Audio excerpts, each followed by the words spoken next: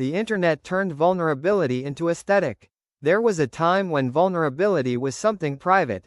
It lived in silence, in letters never sent, in conversations behind closed doors, in moments that were felt but not performed. It wasn't meant to be seen, it was meant to be survived. But the internet changed the condition of being seen. Now vulnerability doesn't just exist. It circulates. It appears in images, captions, short videos, quotes over rain-soaked windows, shaky selfies, and carefully unfiltered confessions. Pain has become visible, and in becoming visible, it has also become stylized.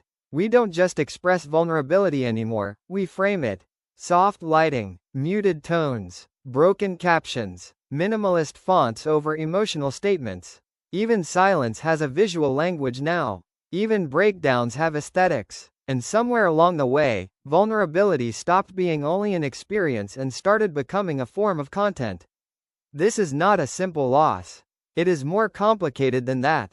Because on one hand, the internet gave people language for feelings they were never allowed to express before. It created space for honesty, for recognition, for saying, "Me too," across distance and difference. But at the same time, it also transformed that honesty into something that must be seen to matter. And once something must be seen, it begins to change shape. A private emotion is messy, inconsistent, often unphotogenic.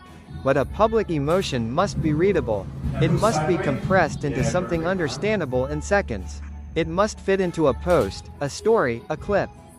So vulnerability becomes curated. A heartbreak is not just felt, it is documented. A moment of sadness is not just lived, it is posted with a caption that makes it legible. Even healing becomes a narrative arc, edited for visibility.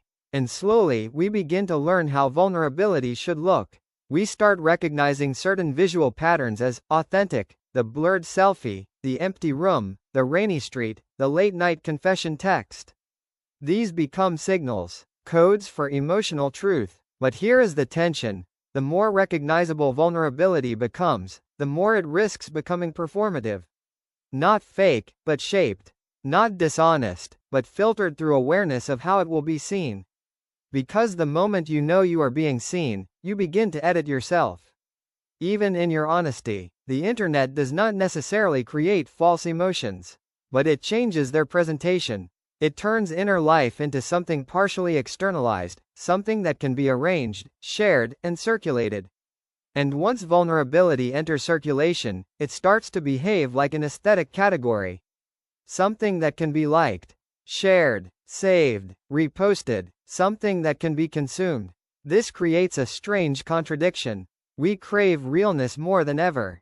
We are drawn to raw content, unfiltered moments, honest storytelling. But the demand for authenticity often produces its own aesthetic, an aesthetic of authenticity. And so vulnerability becomes both sincere and staged at the same time.